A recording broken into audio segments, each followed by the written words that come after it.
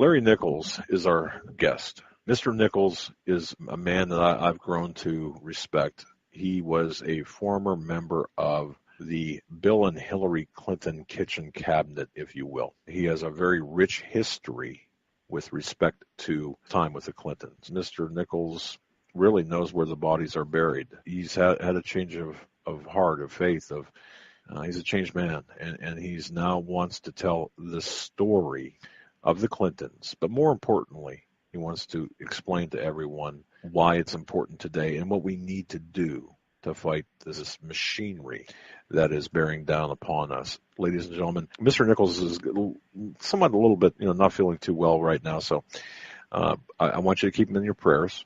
And anyone who comes forward with information like Mr. Nichols has, I would really like you to keep him in your prayers. Larry Nichols, welcome to the Hagmann and Hagmann Report. Thank you so much for joining us tonight. Hey, well, thank you, and thank you for the introduction. Gosh, I wish I thought as much of me as you just said. I guess the best thing I can say to people is when the question is asked, who is Larry Nichols? I was with the Clintons when they were first introduced to Arkansas running for governor. He was already Attorney General. The people that hired me, Mr. Whit Stevens and his brother Jack, they wanted him to become the boy governor. And so that's when I came on the case. And folks, I met him. He was, without a doubt, he was a challenge. Now, guys, I got to tell you, I was probably, this would have been mid-70s, so I would have been in my mid to late 20s when I met him. He was pushing 30. He wasn't quite yet 30. The young fool that I was, it was a challenge. So, folks, I'm saying this to you, boring you with this little bit of an intro relative to the background so that you understand. I live this day because of the mistake I made back then.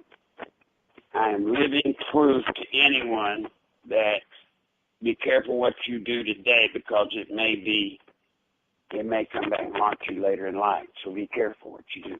When I met Bill Clinton, I realized the first night that we had a fundraiser for he and Hillary to introduce him to the farmers from northeast Arkansas, the wealthy farmers. This probably says it all about Bill and Hillary.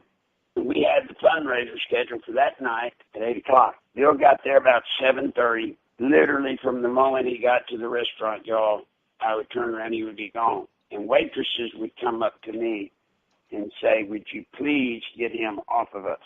Because he was running around pinching them in the butt, or he was talking dirty to them or something. I mean, this was mid-70s, deep south. So I did everything I could to keep him chained in or corralled in a little bit. 8 o'clock got there, no Hillary. Remember, we were holding up people eating. And the people came from northeast Arkansas, so they had a pretty good drive if they weren't staying the night to get back home. 8 o'clock came, no Hillary, so nobody could eat. 8:30 came, no Hillary, so people couldn't eat. And it was a buffet thing, and management at the restaurant was saying, hey, you need to get them on through this line. So we started the line. Finally, about 8:45, here she came. Hillary came. I turned to find Bill, couldn't find him. He was gone. So I was forced to approach Hillary by myself. I had not met her yet. When I went up, I immediately noticed the first Hillary Rodham that I ever met. Her hair was filthy. When you got within 10 feet of her, you could smell her. She had hairy legs, hair under her arms. She was wearing a muumuu, that was just like a sack dress, and she had on flip-flops. And this was a semi-formal meet and greet for the prospective First Lady of Arkansas. Now, Wow. That's bad enough, what I just told you, but as I got closer, I noticed around her neck the thing that still haunts me today, and I see it just like I did that day. She had a chain like the chain dog tags have. It wasn't dog tags, it looked to me like what you see today. Reporters have a press pass. and it's attached to some chain. Well, this looked like that. But I couldn't read it. As I got closer, I could read it. When I got up to her, but that card around her neck on that chain said she was a proud member of the United States Communist Party. There. Wow. Yeah. Wow. I didn't really say wow. I turned to her and I said, Miss Clinton, I'm not Clinton. I said, Miss Clinton. She said, I'm not Miss Clinton. You can call me Miss Rodham. She's married to Bill, but it was a hippie thing, and she wasn't going to take his name. I tried to mention that card around her neck, and to my shock, she yelled out, Bill, get this SOB, she didn't say SOB, out of my blanking face. She was the first woman, y'all, I ever heard use the F word, literally, and she screamed it out loud. This is Deep South, guys, in the mid-'70s. In the mid-'70s. In the Okay. mid-'70s. I wanted to crawl under a table. Well, I turned. I couldn't find Bill. I asked one of the people there, I didn't know who it was. I was in such a state of shock. And this woman came up to me and said, Mr. Evans, you've got to get to him. He's in the woman's restroom with the waitress. I'm just going, oh, God. I tried to send somebody to go get him. About that time, she hollered it out the second time, louder. Now, guys, when she hollered it that second time, I kid you not, you could hear a pin drop run. And everybody was just aghast. Everybody was just trying to breathe. It was horrible. Still no Bill. She hollered it a third time, and it was just so loud. And I promise you, folks, you could have heard a feather fall. Well, Bill comes around the corner. I'm ready to call it off. I'm ready to call it quit. The best we could do was get a man I had not yet met. His name was Webb Hubble. Best we could do was get Hubble to get her out of the building. She left. We introduced Bill, and he talked to the people. And that night I noticed one thing. The one thing I noticed that night, Bill had this ability to win these dang people over in spite of what had just occurred. Oh, he had them laughing and giggling. The night ended. Now, y'all, that was the first meeting I had with Hillary Rodham Clinton. But he was going to be the youngest governor in our history if we could pull it off.